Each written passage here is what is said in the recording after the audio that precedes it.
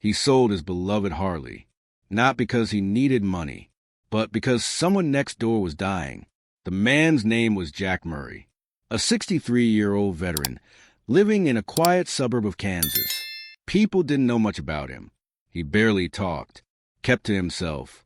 But every morning, one thing always caught attention: the unmistakable sound of a matte black Harley Davidson tearing through the street with Jack on it, wearing his worn-out leather jacket and dusty cap. That motorcycle wasn't just a ride. It was memory. Memories of war, of comrades who never came home, of freedom that couldn't be put into words. When the bike came to life, so did Jack. But that morning, the sound of the engine stopped, right in front of house number 74. Not Jack's house, his neighbor's. There was an ambulance parked on the lawn, lights off but the presence heavy. Jack turned off the ignition, slowly swung his leg over the seat, helmet still in hand. He stood there, watching. The front door of the house was half open. Behind it stood Linda, the widow who had moved in just 2 years ago. Jack didn't know her well. She lived with her son. Quiet family, rarely seen. But inside that door, Jack saw something that stopped him in his tracks. A young man lay on the couch, breathing heavily, pale, eyes fluttering, chest rising unevenly. Linda looked helpless, bent over him, whispering his name. 2 paramedics rushed out with a small oxygen tank, their voices low. But Jack heard enough. If he doesn't get specialized care soon, his lungs might collapse. Linda said nothing, just nodded, her face frozen, her eyes wide and hollow. It wasn't just fear. It was the look of someone who had no options left. Jack said nothing either. He got back on his bike, started the engine.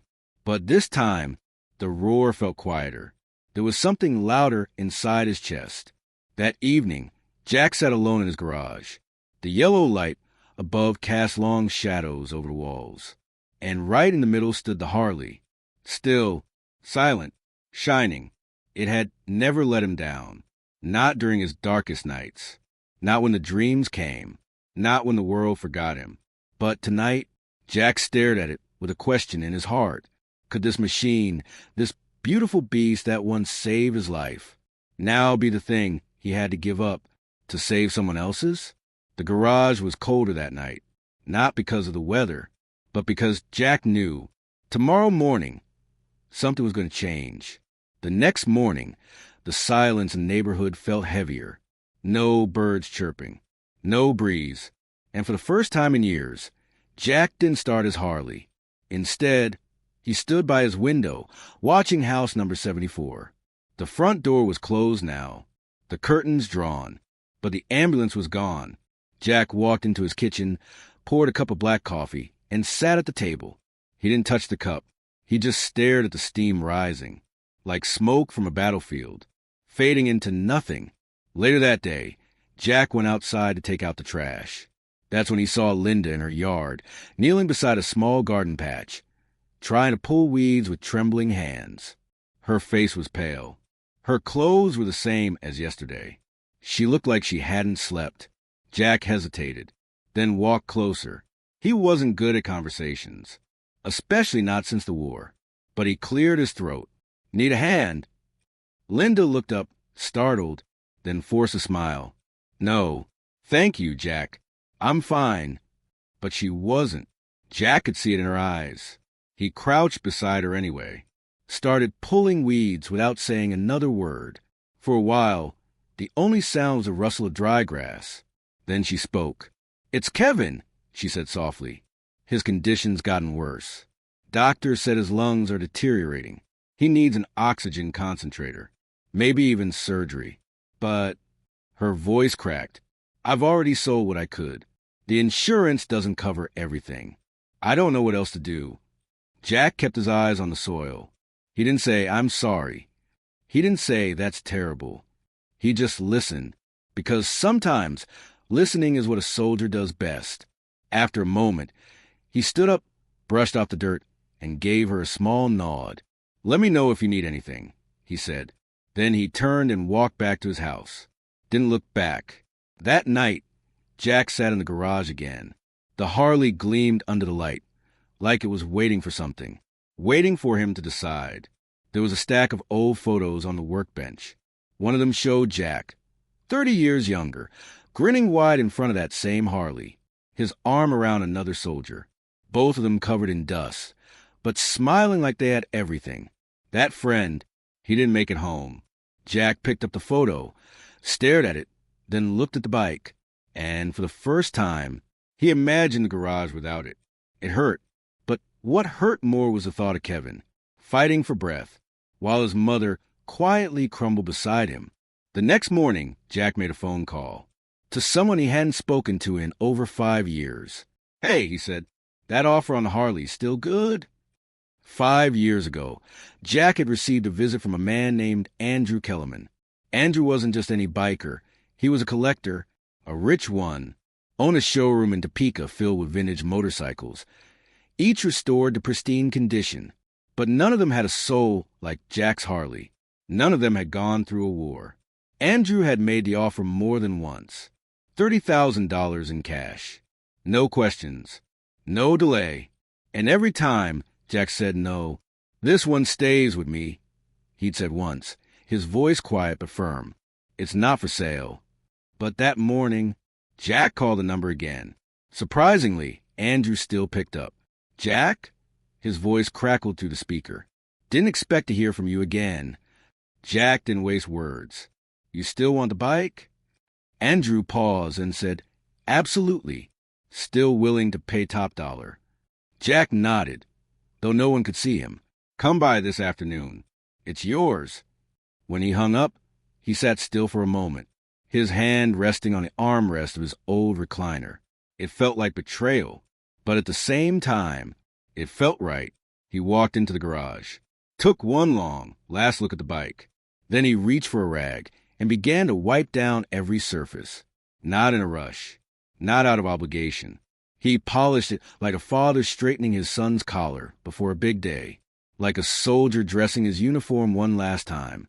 By noon, the Harley gleamed even brighter than usual. The leather seat was spotless. The chrome reflected the ceiling light like a mirror. When Andrew arrived around 3, he stepped out of a large black SUV, clipboard in hand. His eyes widened the moment he saw the Harley. "Still the most beautiful beast I've ever seen," he whispered. Jack didn't smile. He didn't joke. He only nodded and handed over the keys. "No tricks. No regrets," Jack said. Andrew was silent for a moment, then handed him an envelope, thick with cash. He looked at Jack with a hint of curiosity. "Why now?" he asked softly. Jack paused. "There's a boy next door," he said, "and a mother who's running out of time." Andrew didn't ask more. He didn't need to. He shook Jack's hand with both of his, then carefully wheeled the Harley up a ramp and into the trailer. Jack watched. Every turn of the wheel felt like a goodbye. As the trailer door closed, Jack took one step back, then another, and by the time the vehicle pulled away from his driveway, the garage felt hollow. But Jack's chest felt strangely full.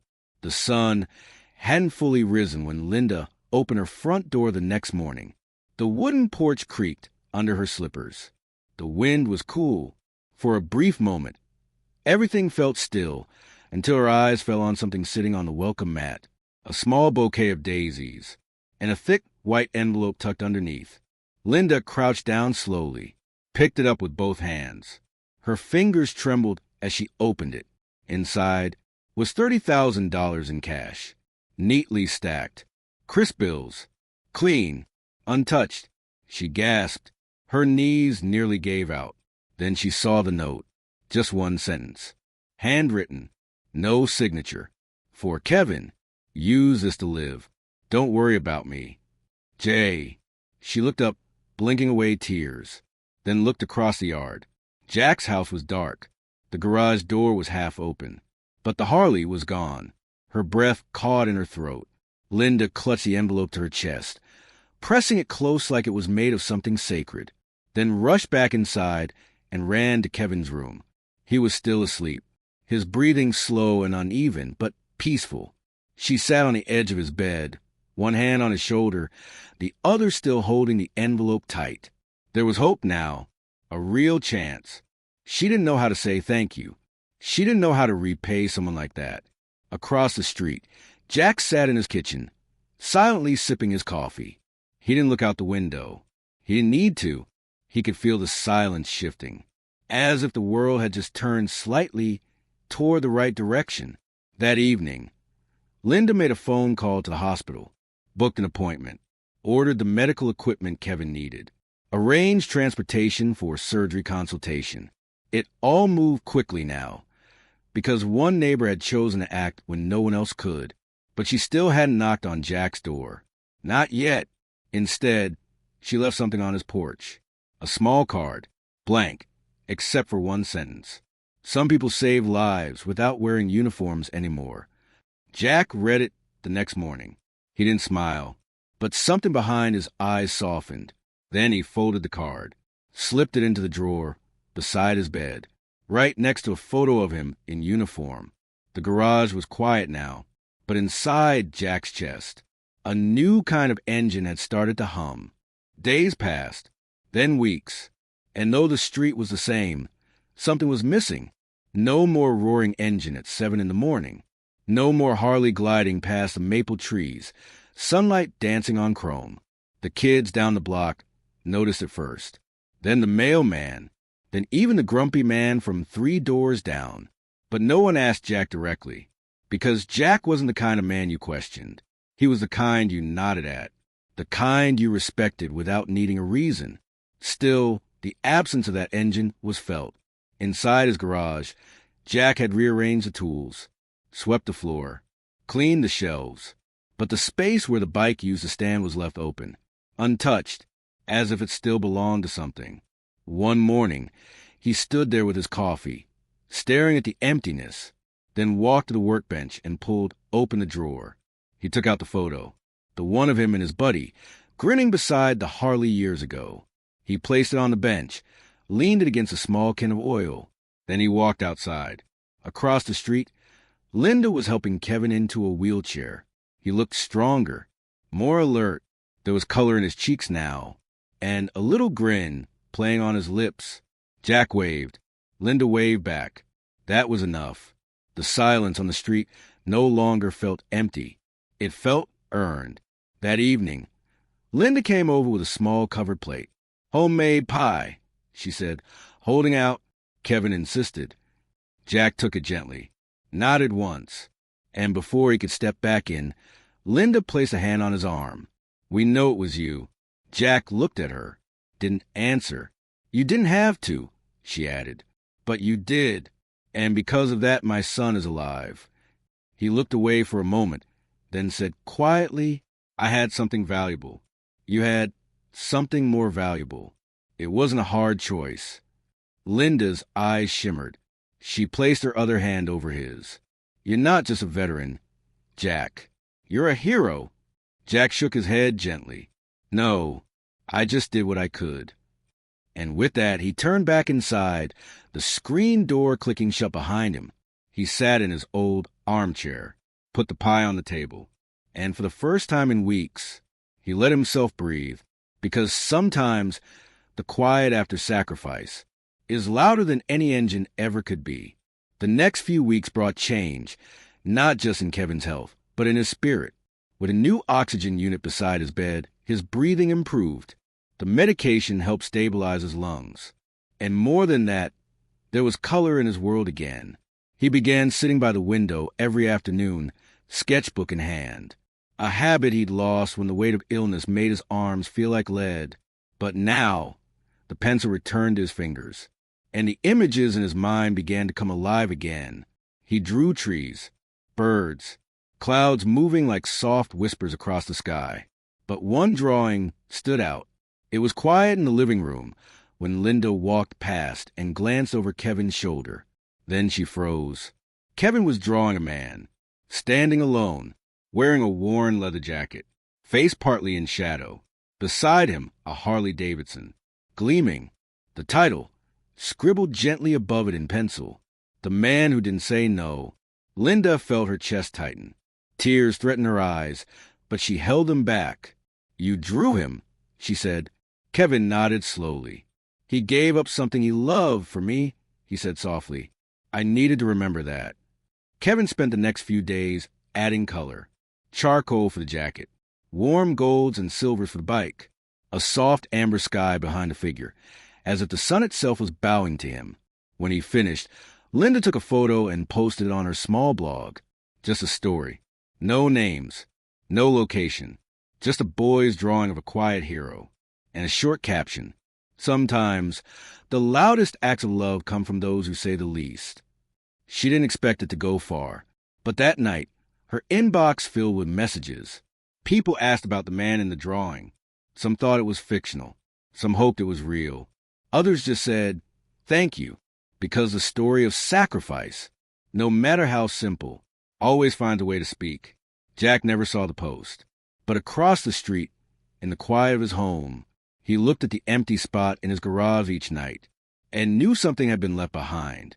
Not a bike, but a legacy. It was a quiet Thursday evening when Jack heard the knock. Not loud, just two gentle taps on the wooden frame of his front porch. Enough to be heard, but not enough to startle. Jack looked up from his chair. The news was still playing on the old television, but he muted it with a click, then slowly stood and walked to the door. He opened it to find two people waiting. The first was a young woman in her 20s, holding a microphone. The second, an older man with a camera strapped to his shoulder. They wore jackets with the logo of a local news station stitched near the pocket. "Mr. Murray?" the woman asked politely. "We were hoping to speak with you about a story." Jack didn't answer immediately. His eyes narrowed slightly. He didn't like cameras. Didn't like microphones. He especially didn't like when people showed up uninvited asking questions. But something in the woman's tone wasn't invasive. It was careful, almost reverent. "We saw the post. The drawing," she continued. "It's gone viral. Hundreds of people have been sharing it. The boy never mentioned your name, but several neighbors seem to think it might be you."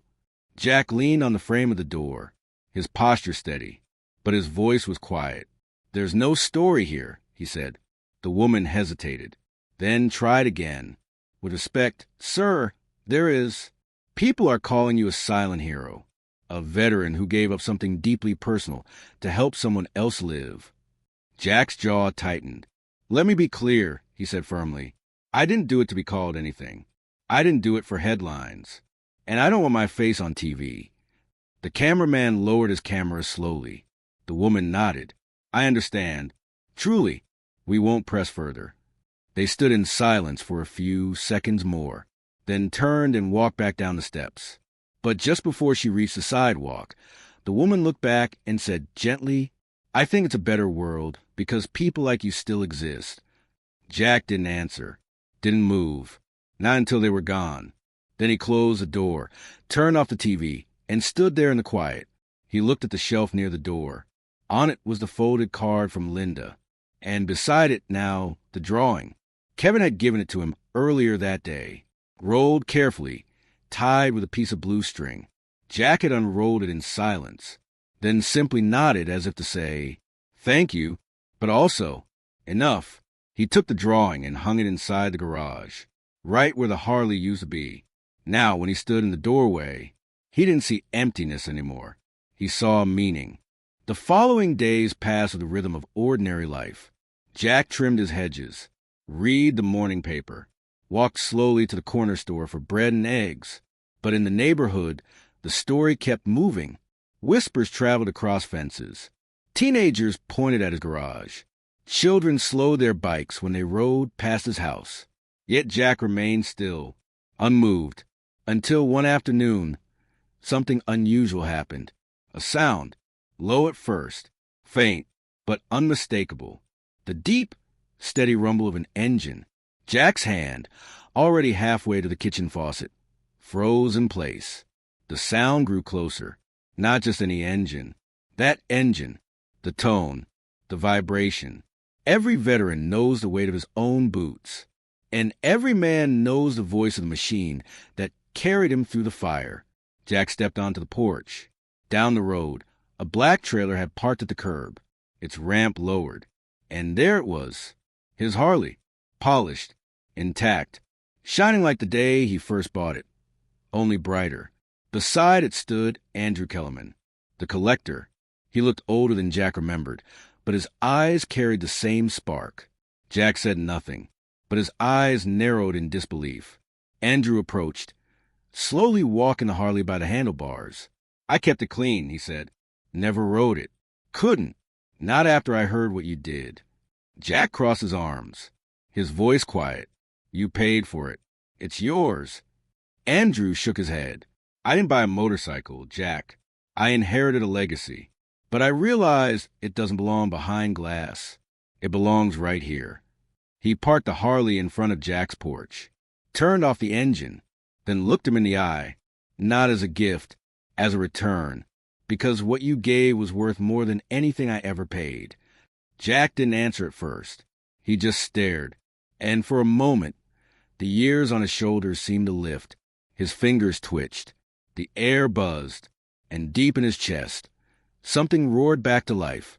He stepped forward, ran his hand across the seat, then along the fuel tank. The familiar chill of metal greeted his skin, like an old friend saying, "Welcome home." Jack turned toward Andrew. No photos, no story. Andrew nodded, only respect. Then he left, quietly, just the sound of gravel under his tires as he drove away. Jack stood there a little longer, then slowly wheeled the Harley back into garage, but not to hide it, to prepare it, because tonight, for the first time in weeks, he would ride again, and this time, the engine wouldn't be roaring for past. It would be roaring for everything it had saved. Just before dusk, Jack stood in the garage, alone with his Harley. The air was still, the light golden, the world holding its breath. He reached into the drawer beneath the workbench, pulled out a pair of worn leather gloves, slipped them on like a ritual he hadn't performed in years. Then came the jacket, faded black, a little frayed at the collar, still carrying the scent of dust and engine oil. He climbed onto the bike slowly with reverence, not like a man chasing youth, but like a soldier returning to a trusted post. His hand gripped the throttle, and with a twist of the wrist, the Harley growled awake. That sound, it didn't echo, it claimed. Dogs barked in the distance. Lights flicked on across porches. Children peeked through curtains. The street remembered. Jack rolled forward, tires crunching softly over gravel, until he reached the main road. Then he twisted the throttle again, harder. The Harley surged beneath him like a living thing. The wind tore through the ears, and for the first time since he sold it, Jack smiled. Not a wide grin, not a loud laugh, just the kind of smile that feels like closure and beginning. As he passed house number 74, Linda stepped onto her porch. Kevin was beside her in his wheelchair, eyes wide, a sketchbook on his lap. Jack didn't stop. He didn't wave, but he did nod, just once. And Kevin, he lifted the sketchbook, not to draw, just to show the newest page. A full-color drawing of a Harley on the move, with smoke and speed behind it. And in the distance, a house with a window glowing warm. Jack kept going. He passed every house slowly, not to show off, but to let them hear it. The story, the rhythm, the sacrifice. Neighbors stepped out. Some clapped. Some simply placed a hand over their chest. None spoke. No one needed to, because everyone understood. The man who gave away everything was now carrying something new, not a motorcycle, not a medal, not a memory, but the weight of knowing that a single act of selflessness can echo down every street. Night had fallen, but the road in front of Jack was still clear. The town streetlights blinked on one by one, casting halos on the pavement as the Harley's headlamp carved a soft path through the dark. The wind brushed past his face like old music. The gears shifted like clockwork. Everything felt whole again. But Jack wasn't just riding for himself anymore. He passed the old diner near the highway. The clerk inside looked up and smiled. She recognized the sound.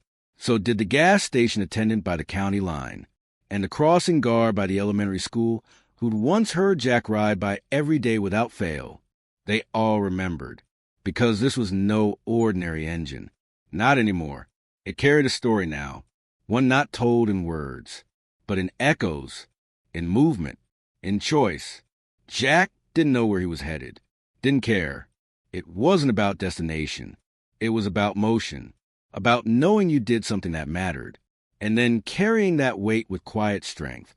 After an hour on the road, he turned back, the night deeper now, the stars clearer than they'd been in weeks. When he arrived back home, the porch light was on. Someone had left a small box at his door. Inside, a simple gift, a black keychain, shaped like a motorcycle, with engraved letters that read, "For kindness that roars." No name, no sender, just understanding. Jack looked at it for a long time. Then he smiled.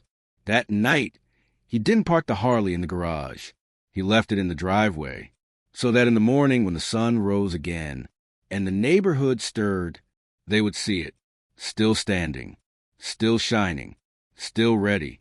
A reminder that once, a man gave up the thing he loved most, not because he had to, but because someone else needed to breathe. And in doing so, he gave life not just to a neighbor, but to a street, a town, a memory. And somewhere in the quiet corners of that night, as the wind curled softly through trees, and a boy sketched lines of gratitude in pencil strokes, the world became just a little warmer because of a veteran, his Harley, and the roar of silent kindness.